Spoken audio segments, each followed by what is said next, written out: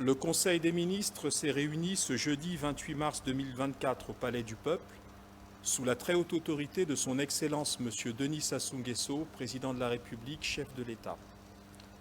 11 affaires étaient inscrites à son ordre du jour, soit 2 projets de loi au titre du ministère des Hydrocarbures, 5 projets de décret au titre du ministère des Transports, de l'Aviation civile et de la Marine marchande, 2 projets de décret au titre du ministère de l'Enseignement supérieur, de la Recherche scientifique et de l'Innovation technologique, 2 communications au titre respectif du ministère de l'Économie forestière d'une part et au titre du ministère de l'Industrie culturelle, touristique, artistique et des loisirs d'autre part.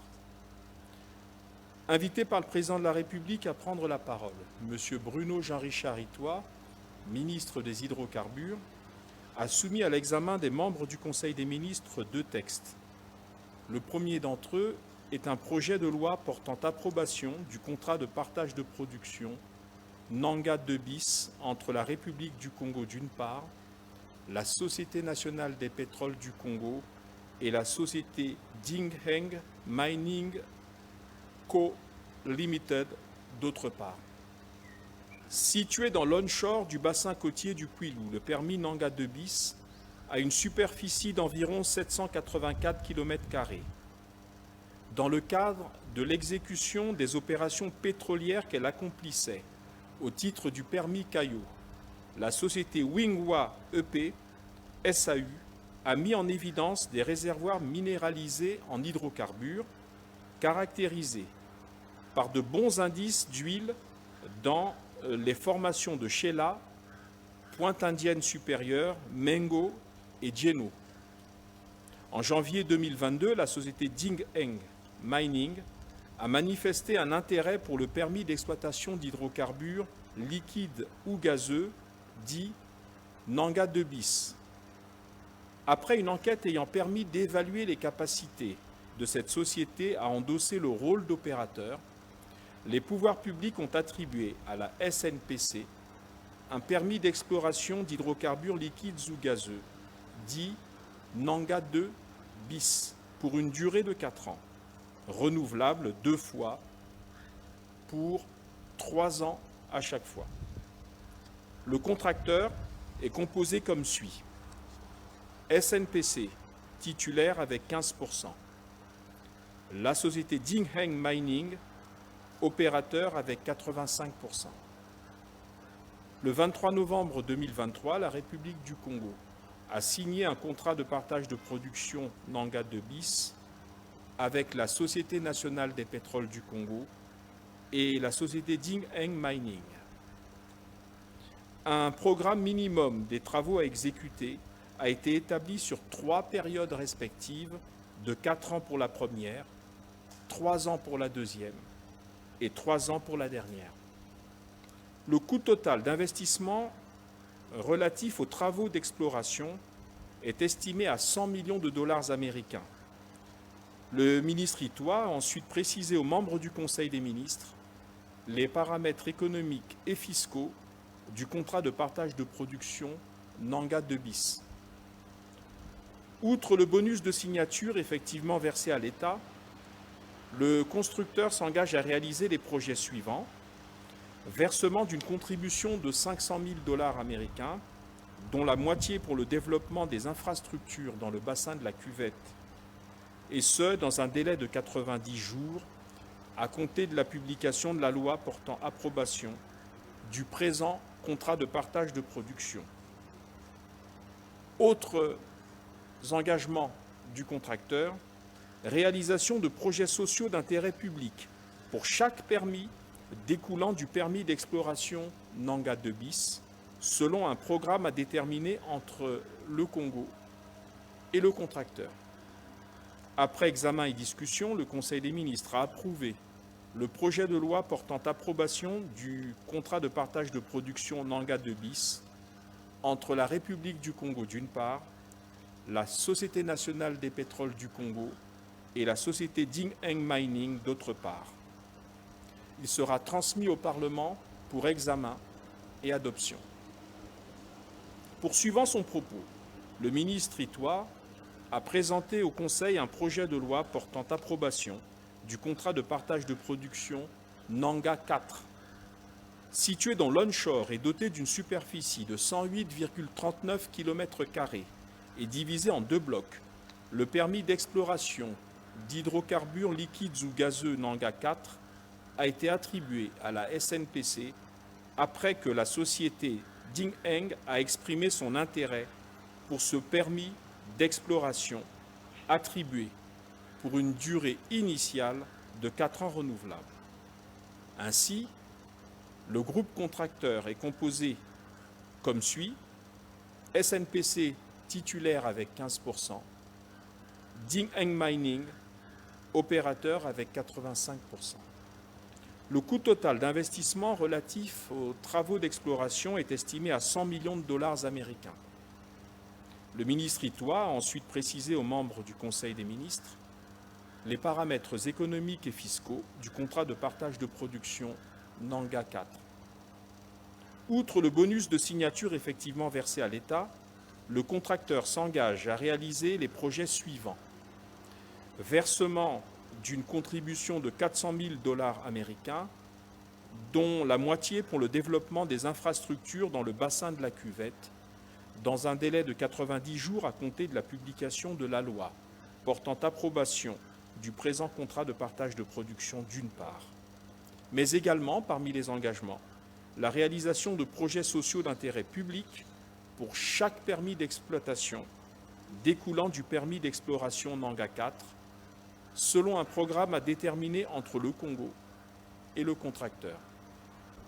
Après examen et discussion, le Conseil des ministres a approuvé le projet de loi portant approbation du contrat de partage de production Nanga 4 entre la République du Congo d'une part, la Société nationale des pétroles du Congo et la société Dingheng Mining d'autre part. Il sera transmis au Parlement pour examen et adoption. Invité à son tour par le Président de la République à prendre la parole, M. Honoré Saï, ministre des Transports, de l'Aviation civile et de la Marine marchande, a soumis à l'examen du Conseil des ministres 5 projets de décret. Le premier d'entre eux est un projet de décret portant approbation du Programme national de facilitation de l'aviation civile.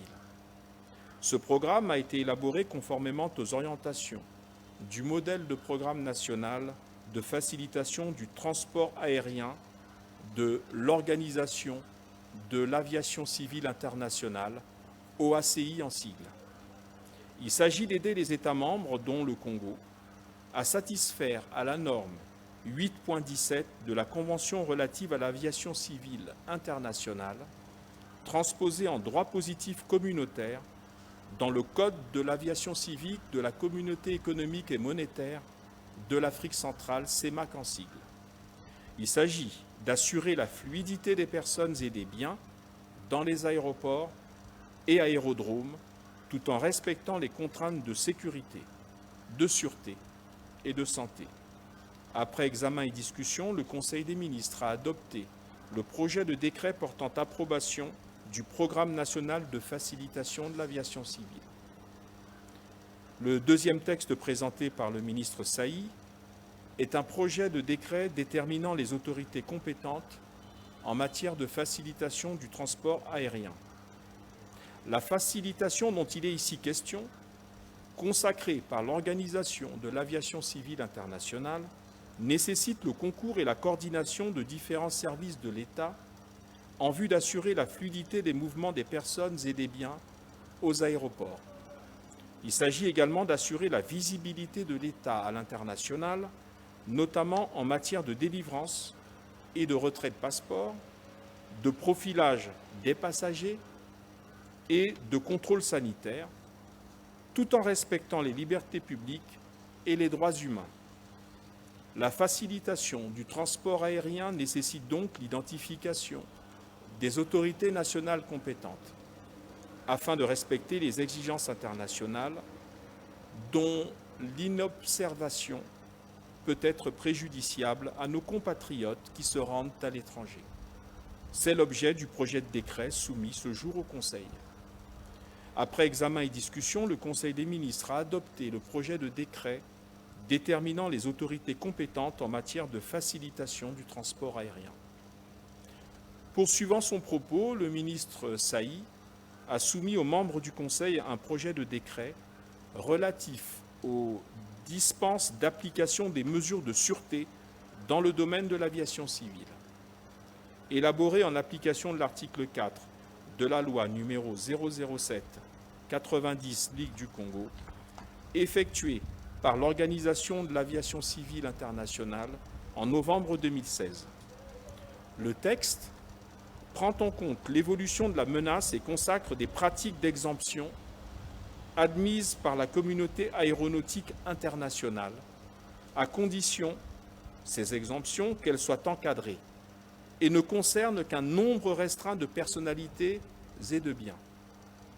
Le projet de décret fixe donc la liste des personnes et des biens dont le statut, la fonction ou l'urgence les exemptent de certaines formalités aéroportuaires.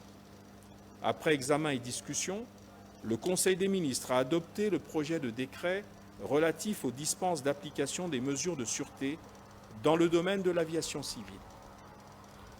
Le ministre Saï a ensuite présenté un projet de décret fixant les modalités d'agrément à l'activité de transport sanitaire. En application d'une décision de la Communauté économique des États de l'Afrique centrale, CEAC, du 16 janvier 2012, qui détermine les critères de délivrance et de maintien en validité des agréments par les États membres, le projet soumis à l'examen des membres du Conseil a pour vocation de réglementer la profession de transporteur sanitaire utilisant tout mode de transport en République du Congo. Il faut noter que l'agrément qu'ils sont, ces transporteurs, techniquement aptes à assurer l'activité envisagée en toute sécurité. Après examen et discussion, le Conseil des ministres a adopté le projet de décret fixant les modalités d'agrément à l'activité du transport sanitaire. Enfin, le ministre Saï a présenté un dernier texte, soit un projet de décret relatif aux règles relatives de facilitation et d'assistance des personnes vivant avec handicap lors des voyages aériens.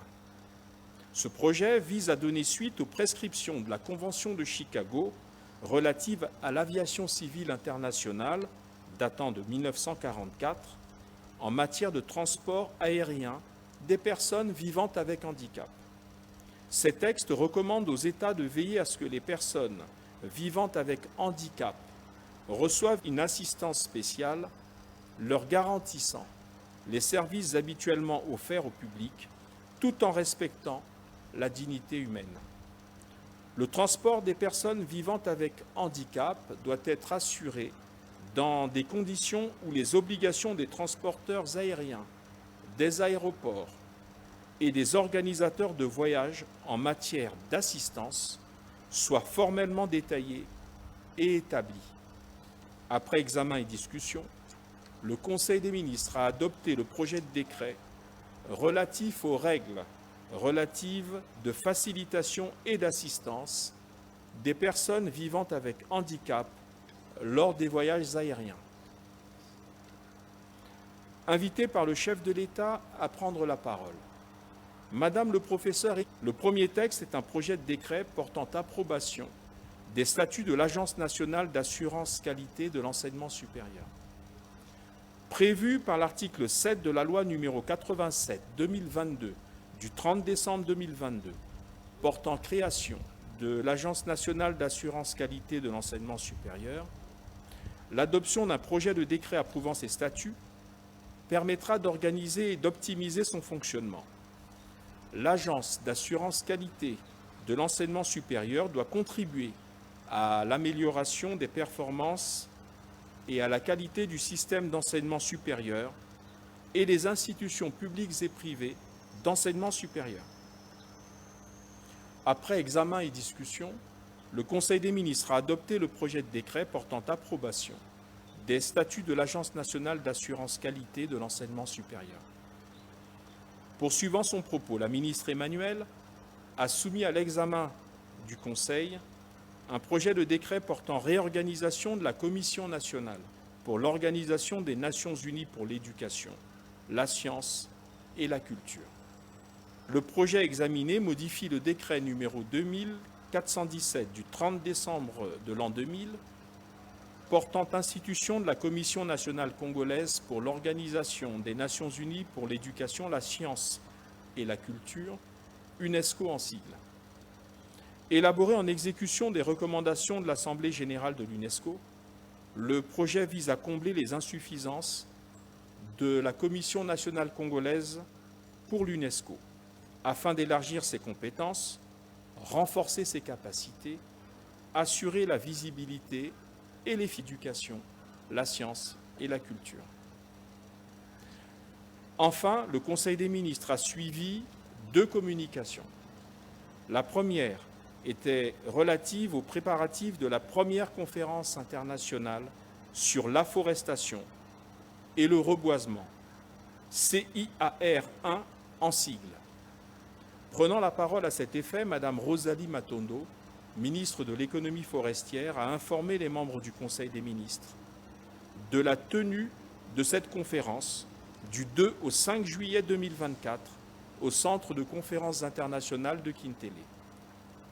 Placée sous le haut patronage de son Excellence M. Denis Sassou Nguesso, président de la République, cette conférence permettra un échange entre le chef de l'État et ses homologues invités. La conférence à laquelle prendront également part des ministres et autres représentants des États, des organisations politiques et économiques sous-régionales, les partenaires techniques et financiers et bailleurs de fonds, la communauté scientifique mondiale, ainsi que les reboisements, l'adoption et la publication de la Déclaration mondiale sur la forestation et le reboisement, ainsi que l'inscription de la décennie africaine et mondiale de l'afforestation dans l'agenda des Nations Unies. Enfin, la désignation de l'organe de suivi de la mise en œuvre des recommandations de la conférence. Le Conseil des ministres a en outre été informé de la mise en place par Monsieur le Premier ministre, chef du gouvernement, d'une commission nationale d'organisation de cet événement. Les membres du Conseil ont instamment souhaité que les préparatifs qui vont bon train permettent le dépôt des conclusions de la future conférence de Kintélé sur le bureau de l'Assemblée générale des Nations unies qui se tiendra vraisemblablement courant septembre 2024. La seconde communication, présentée par Madame Marie-France Lydie Hélène Pongo, ministre de l'Industrie culturelle, touristique, artistique et des loisirs, était relative à la participation du Congo au salon d'absence. Ainsi, la ministre Pongo a participé successivement au salon ITB de Berlin du 5 au 7 mars 2024 et au Salon mondial du tourisme de Paris du 14 au 17 mars 2024. Le Salon ITB de Berlin est le premier du monde en termes de notoriété, tandis que le Salon de Paris marque le retour de notre pays au sein de la plus grande vitrine du tourisme francophone. Outre les contacts multiformes pris avec les professionnels, ainsi qu'avec des autorités politiques tant en Allemagne qu'en France, l'objectif de ces 2 participations était de promouvoir la destination Congo en vue de redynamiser le tourisme, qui est, nous le rappelons, le 4e pilier du Plan national de développement PND 2022-2026. Le Conseil des ministres a noté avec satisfaction la distinction décernée à notre pays lors de ces salons, à savoir la médaille d'or du tourisme international par la Fédération internationale du tourisme. Ainsi, et c'est commencé à 10 heures, la réunion du Conseil des ministres a pris fin à midi. Fête à Brazzaville, le 28 mars 2024, pour le Conseil des ministres, le ministre de la Communication et des Médias, porte-parole du gouvernement.